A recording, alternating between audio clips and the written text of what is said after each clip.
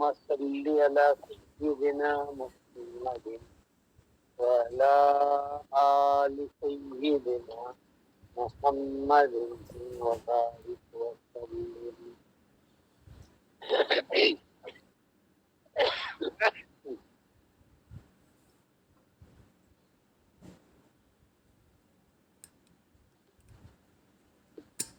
آؤ چلے بارگاہ نبوت میں.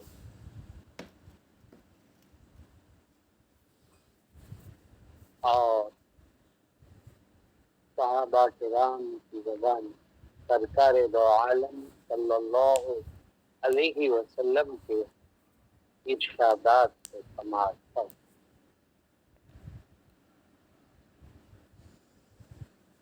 وعن ابن عمر قال قال رسول الله صلى الله عليه وسلم لا حسد إلا على اثنين رجل آتاه الله القرآن فهو يقوم به آناء الليل وآناء النهار ورجل آتاه الله مالا فهو ينفق منه آناء الليل وآناء النهار. متفق علیہ. سبحان اللہ.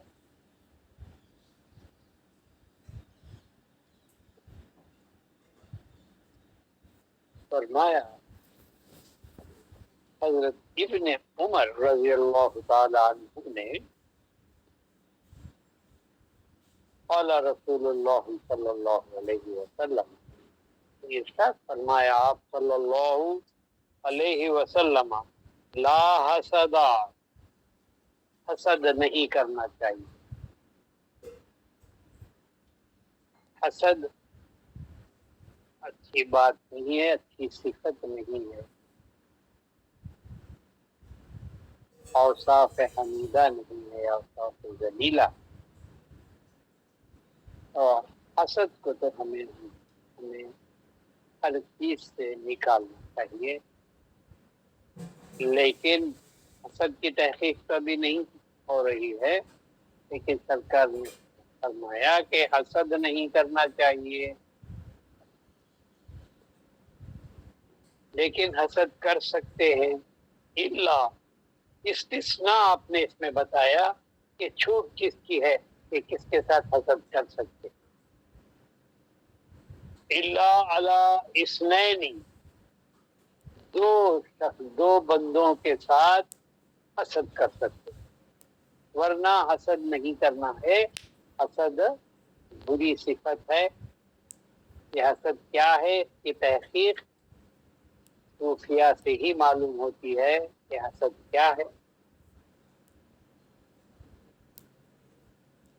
لیکن سرکار نے فرمایا کہ دو شخصوں سے، دو آدمی سے، دو بندوں سے حسد کرنا آپ کو جائز، آپ کو کرنا چاہیے. الا حسد لا حسد الا علی اثنین. کون کون ہے وہ؟ رجل آتاہ اللہ القرآن فہو یقوم به آناء اللیل وآناء النہار ورجل آتاہ اللہ مالا فہو ينفق منہ آناء اللیل وآناء النہار. متفق علیہ. حضرت امام مسلم اور حضرت امام بخاری رحمۃ اللہ علیہ نے متفق طور پر انہی الفاظ کے ساتھ اس حدیث کو بیان فرمایا ہے. کیا ہے؟ کون ہے؟ کیا ہے حسد؟ کس سے جائز ہے؟ الا علی اثنین، دو شخصوں سے، دو بندوں کے ساتھ آپ کو حسد کرنا ہے. کیا ہم پہلے حسد کو سمجھیں یا ان شخص کو؟ کون شخص ہے وہ یہ جانیں، دونوں جانیں. حسد آپ کو معلوم ہے کہ دوسرے سامنے والے دوسرے شخص میں کسی شخص میں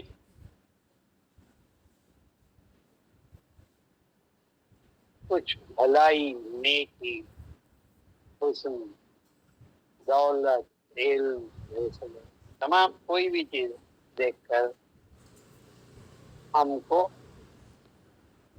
حسد اس سے آتا ہے، یعنی جو کچھ اس کے پاس ہے وہ ہمارے پاس نہیں ہے، اور اس کے ساتھ وہ کیا چاہتا ہے کہ وہ جو سامنے والے کے پاس جو دولت ہے وہ ضائع ہو جائے اور ہمیں مل جائے، لیکن ایسا نہیں کہ حسد میں جو اس کے پاس ہے اللہ تعالی ہم کو بھی دے تو وہ حسد نہیں، ربتا اس کو یا اس طرح کے حسد کو ربتا کی صفت فرمایا۔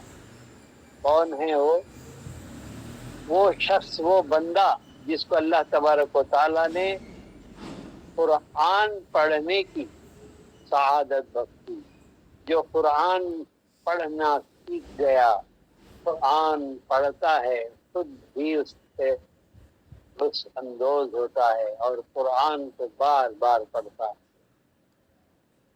من آتاہ اللہ القرآن، کہ اللہ نے اس کو قرآن دیا، یعنی علم قرآن دیا، قرأت قرآن دیا، فہم قرآن دیا، اور وہ کیا کرتا ہے ایسا انسان، ایسا بندہ، فَهُوَ يَقُومُ بِهِ اللَّيْلَ وَالنَّهَارَ، وہ يَقُومُ بِهِ آنَاءَ اللَّيْلِ وَآنَاءَ النَّهَارِ، سارا دن اور ساری رات وہ اسی میں مشغول ہے، قرآن ہی میں مشغول ہے، قرآن کی تلاوت میں مشغول ہے، قرآن کو سمجھنے میں مشغول ہے، قرآن کو پر عمل کرنے میں مشغول ہے، یعنی صبح اور شام، آناء اللیل و آناء النہار، قرآن کو پڑھتا ہے، قرآن کی تلاوت کرتا ہے، قرآن کو سمجھنے کی کوشش کرتا ہے، قرآن کے اندر وہ ڈوبا ہوا ہے، تو قرآن ہی اس کا سب کچھ ہے۔ اس طرح وہ آنا اللیل، پوری رات اس میں گزارتا ہے، وہ آنا نہار، اور پورا دن اس میں لگاتا ہے، اس میں گزارتا ہے۔ ایسے شخص کے ساتھ آپ کو حسد کرنا یعنی کہ غبطہ کرنا جائز ہے، کہ اللہ تعالیٰ مجھے بھی ایسا بنا دے، مجھے بھی یہ دے، جو اسے دیا ہے اسی طرح مجھے بھی دے، مجھے بھی آتا ہے۔ تو حسد کہ اتنا کچھ ہے اس کے پاس، یہ دیکھ کر سامنے والا جو محسوس کرتا ہے اس کا نام غبطہ ہے۔ ایک وہ بندہ، میں اس بندے کو کی ایک مثال آپ کو یہ حدیث پوری ہونے کے ساتھ بیان کروں گا۔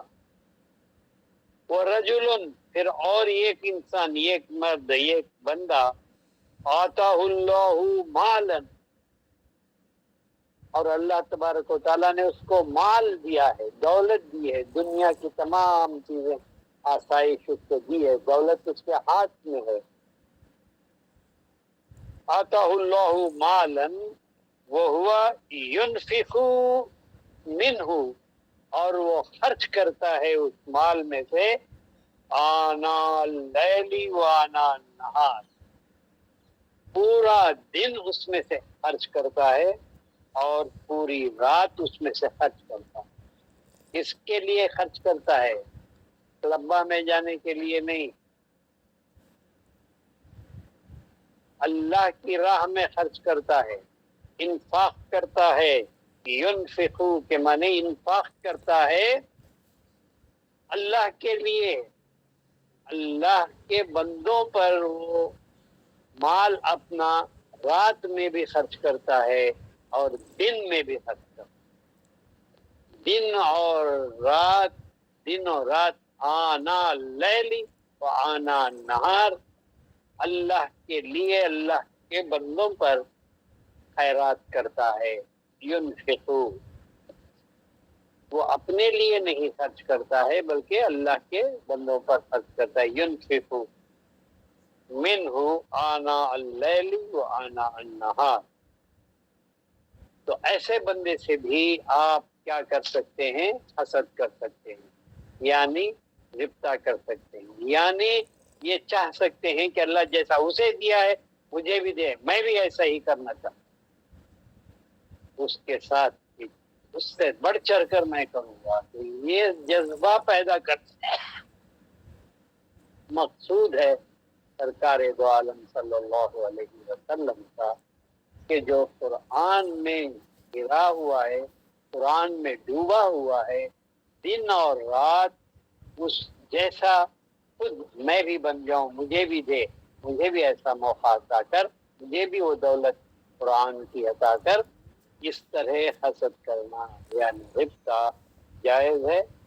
اور جس کو اللہ تعالیٰ نے دولت دی ہے اور وہ دن اور رات اللہ کے لیے اللہ کے بندوں پر خرچ کرتا ہے، رکتا ہی نہیں ہے، دن میں بھی خرچ کرتا ہے، رات میں بھی خرچ کرتا ہے، جب بھی اسے مانگا جائے تو وہ اللہ کی راہ میں خرچ کرتا ہے. تو ایسے دو بندوں کے ساتھ حسد ہے، اس کو دیا ہے مجھے نہیں دیا، مجھے بھی دے، میں بھی ایسا ہی کرنا چاہوں گا. تو اس میں ہمارے امام اعظم ابو حنیفہ رحمت اللہ علیہ کی مثال ہے. ان کی زندگی کا واقعہ میں آپ کو سنانا چاہوں گا کہ آپ عشاء کی نماز سے فجر کی نماز تک کھڑے ہوئے پوری رات میں ایک قرآن ختم کیا کرتے.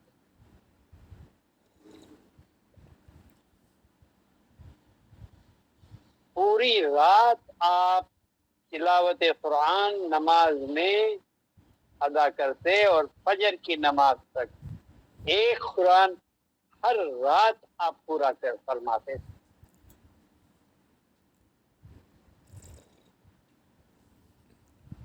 تو ایک واقعہ سے جڑا ہوا ہے کہ آپ کے پہلو میں آپ کا پڑوسی ایک بندہ جو چمار تھا، صرف ایک دیوار آڑ تھی آپ کے مکان اور اس کے مکان کے درمیان، تو ساری رات شراب نوشی کر کے آتا اور ساری رات آپ کو گالیاں دیتا رہتا. جب تک کہ آپ تلاوت قرآن میں مشغول ہوتے نماز کی حالت میں، پہلو میں دیوار کے پیچھے آپ کو گالیاں دیتا صبح کر دیتا. ہر روز آپ اس کا یہی رویہ رہا اور ہر روز آپ امام اعظم کا اپنا سلسلہ تلاوت قرآن کا اسی طرح چلتا رہا. ایک دن کا یہ واقعہ ہوا کہ اس کے گالیوں کی آواز سنائی نہیں دی. تو فجر کے بعد آپ اس کے گھر پر گئے اور دریافت فرمایا کہ کیا وجہ ہے کہ آج اس کی آواز مجھے سنائی نہیں دی، خیر تو ہے، کیا معاملہ ہے؟ تو گھر سے پتا چلا کہ کل رات وہ زیادہ پی گیا تھا اور راستے میں وہ پی کر شور مچا رہا تھا، تو پولیس پکڑ کر اس کو قید میں ڈال دیا، قید کر اریسٹ ہو گیا. بولے کوئی اس کو چھڑا کر نہیں لایا. بولے کہ کوئی نہیں ہے جو اسے چھڑا کر ضمانت پر لے کر آئے.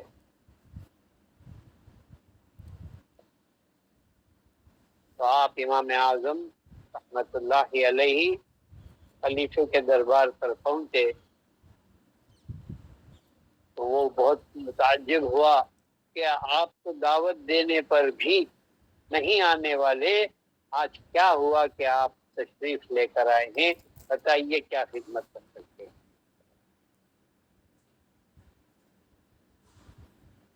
کہ وہ خلیفہ ہے جو آپ کو مفتی اعظم بنانا چاہتا تھا اور آپ اس سے انکار کر چکے تھے، حکومت کا قاضی مقرر کرنا چاہتا تھا، عہدہ دینا چاہتا تھا، تو آپ نے اس کو قبول نہیں فرمایا۔ تو ایسے میں اس کے پاس جانا کیا مقصد ہے، کیا اتنا بڑا غرض ہے؟ تو کہا کہ فلاں کا نام ہے یوسف، کہ یوسف جو گرفتار ہے شراب پینے کے جرم میں، آپ اس کو میری ضمانت پر رہا فرما دیجیے۔ بولا یہ کون سی اتنی بڑی بات تھی جس کے لیے آپ تشریف لے کر آئے ہیں؟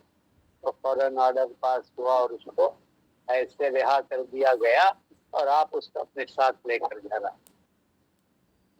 بس وہ دن تھا آخر اس کے نصیب میں، وہ اسی دن سے اس نے توبہ کی اور پینا چھوڑ دیا اور آپ کا شاگرد ہو گیا۔ اور یہ معلوم ہونا چاہیے کہ آپ کے پہلے خلیفے میں وہ حضرت یوسف ہیں جنہوں نے آپ سے علم حاصل کیا اور ان کی زندگی کا رخ بدل گیا۔ یہ ہے رات بھر کی تلاوت، اور ہمارے تمام اسلاف کے بزرگان رات بھر تلاوت میں مشغول رہا کرتے تھے، نوافل میں قرآن پڑھتے تھے، سنتے تھے، سمجھتے تھے، اسی میں وہ لطف اندوز ہوتے تھے۔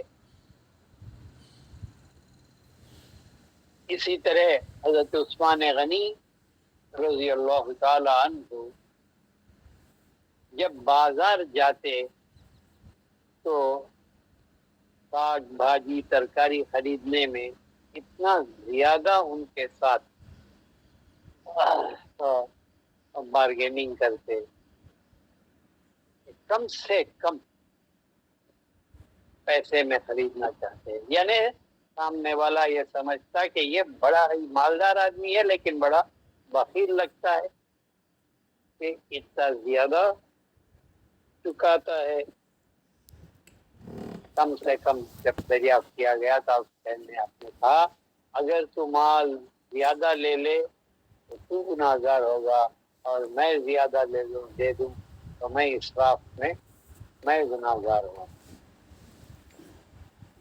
جب آپ سے کچھ خیرات کے لیے کہا جاتا تھا تو فوراً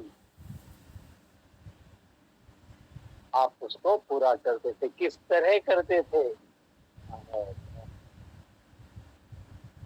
ایک چھوٹا سا یہ واقعہ ہے کہ ایک صحابی آ کر کے آپ صلی اللہ علیہ وسلم سے درخواست پیش کی کہ میرے بیٹی کی شادی ہے اور میرے پاس کوئی رقم نہیں ہے، مجھے مدد کی ضرورت، کچھ مدد فرمائیے۔ میں کہا عثمان غنی کے پاس جاؤ اور کہو کہ میں نے تمہیں بھیجا ہے اس مقصد کے لیے۔ تو آپ گئے تو صحابی دستک دیا، بلائے کہ کیا معاملہ ہے؟ کہا کہ اس طرح کا معاملہ ہے، مجھے مدد کی ضرورت ہے، نہیں سرکار نے مجھے آپ کے پاس بھیجا۔ آپ اندر گئے اور فوراً ایک تھیلی بھر کے اشرفیاں وہ جو سکہ ہے لے کر آئے اور دیا، اور انہوں نے پوچھے کہ اور چاہیے تو آپ لے جا سکتے، جتنا بھی آپ کی ضرورت ہے بنا رکاوٹ کے مانگ کے ہی۔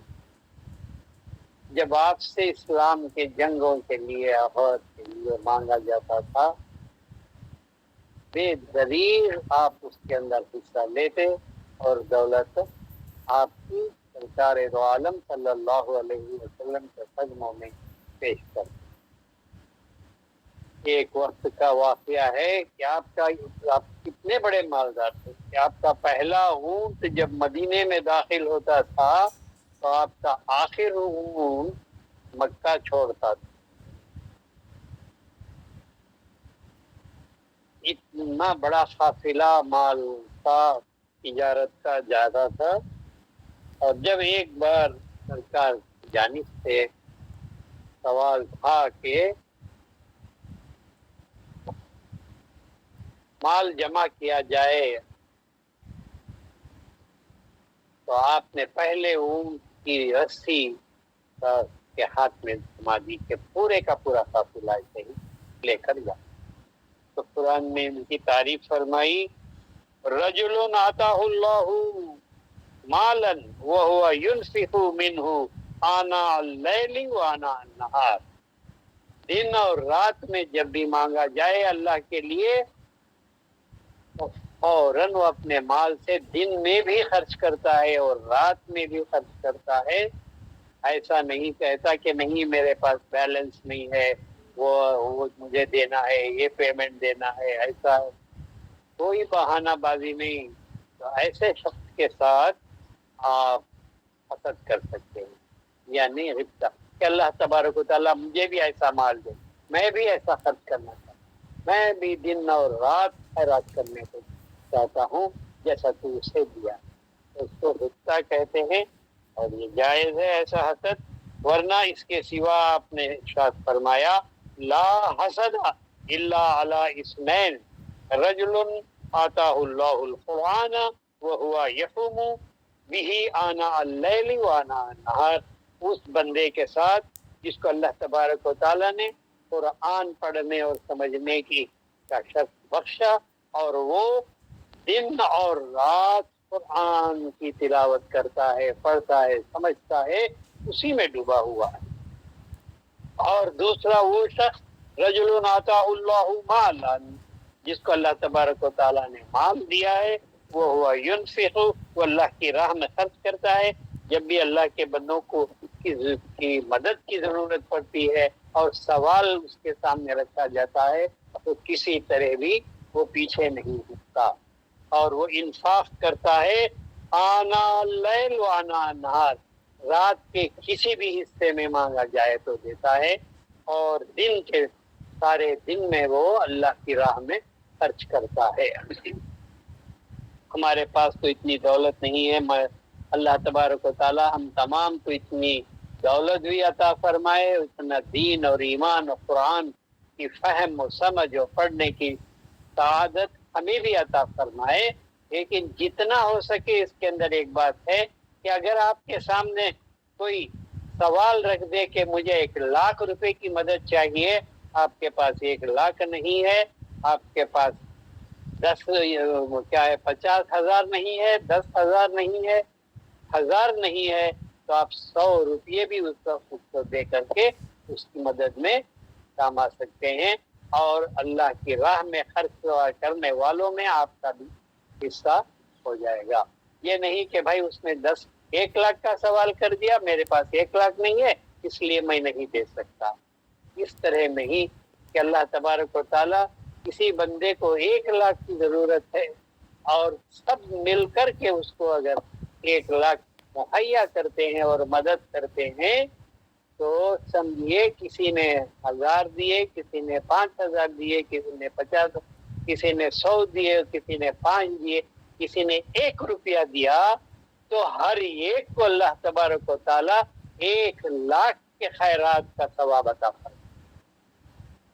اس لیے پیچھے نہیں ہٹنا چاہیے کہ جب آپ کے سامنے اللہ کے لیے سوال رکھا جائے تو حتی الامکان جتنا آپ سے زیادہ سے زیادہ یا کم سے کم ہو سکے اس کے اندر آپ کو خیرات کر کے اس کا ثواب پورے کے پورے ثواب میں آپ کو شامل ہو جائے. کہ میں نے تو 1 روپیہ دیا تھا لیکن اللہ تبارک و تعالیٰ مجموعی طور پر جب 1,00,000 کا خیرات ہوا تو ہر ایک کو 1,00,000 کا ثواب عطا فرمائے گا. میں دعا کرتا ہوں اللہ تبارک و تعالیٰ ہمیں دولت عطا فرمائے اور علم عطا فرمائے، قرآن کی سمجھ عطا فرمائے، قرآن پڑھنے، سیکھنے، لکھنے، سمجھنے کی ہمیں سہولتیں عطا فرمائے، توفیق عطا فرمائے، موقع عطا فرمائے. ہم اپنا زیادہ سے زیادہ وقت اس کے حاصل کرنے میں لگائیں. آمین. صدق اللہ. صدق اللہ مولانا العظیم وصدق رسول النبی۔ کیا النافع ہے، نفع پہنچانے والا۔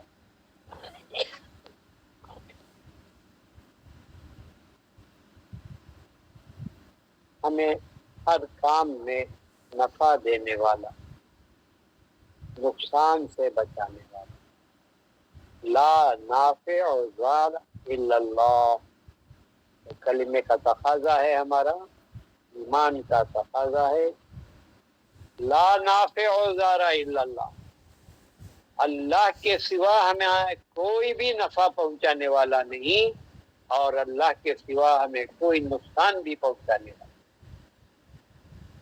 نفع بھی ہمیں ہوتا ہے تو اللہ ہی کی جانب سے، اور نقصان بھی ہوتا ہے تو اللہ ہی کی جانب سے۔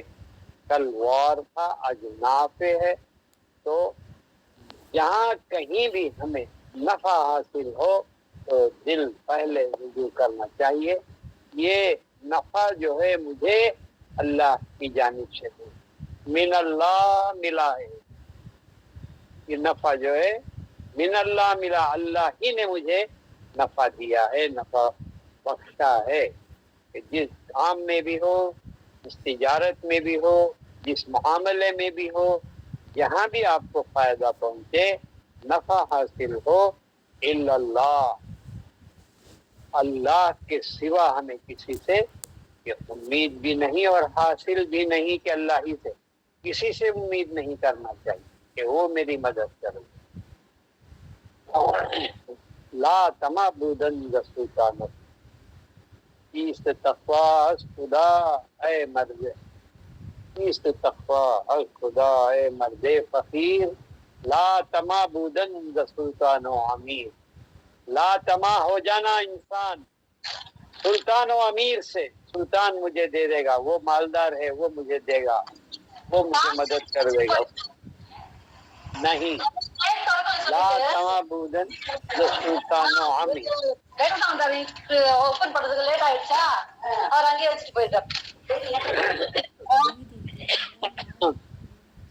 تو اس لیے نفع جدھر سے بھی ہوتا ہے تو آپ کیا سمجھنا کہ یہ اللہ کی جانب سے ہوا۔ جو کچھ بھی ہمیں لا کر دیتا ہے، کچھ ملتا ہے، تو دینے والے کو پوسٹ مین سمجھنا چاہیے۔ میرے سرکار ہمیشہ فرماتے تھے کہ مجھے اگر مدد کی ضرورت ہے، مجھے کچھ چاہیے، تو میں اللہ سے رجوع کرتا ہوں اور دعا کرتا ہوں، اللہ تبارک و تعالیٰ کسی بندے کو بھیج دیتا ہے، تو میں اس کا شکر تو ادا کرتا ہوں۔ لیکن وہ لا کر دینے والا جو ہے من اللہ، اللہ کی جانب سے آیا ہے، اللہ تبارک و تعالیٰ نے اس کو پسند کر کے میری حاجت پوری کرنے کے لیے میرے پاس بھیجا ہے۔ جیسا کہ آپ کے گھر پر کوئی پوسٹ مین آتا ہے اور لا کر منی آرڈر آپ کو دیتا ہے، تو پوسٹ مین اپنی جیب سے نہیں دے رہا ہے، اپنا پیسہ نہیں دے رہا ہے، بلکہ جس نے بھیجا ہے اسے دے کر وہ لا کر کے پہنچا رہا ہے۔ اسی طرح اللہ تبارک و تعالی جس کسی کو بھی نفع عطا کرتا ہے، نفع اس کو پہنچتا ہے، تو وہ اللہ کی جانب سے آیا ہے، اور دینے والا بیچ میں پوسٹ مین۔ وہ یہ سمجھتا ہے کہ میں اپنا پیسہ دے رہا ہوں، تو اپنا پیسہ نہیں دے رہا ہے، پورے کا پورا مال اللہ ہی کا ہے، یہ سمجھا کہ جو کچھ ہے یہ میرا مال ہے۔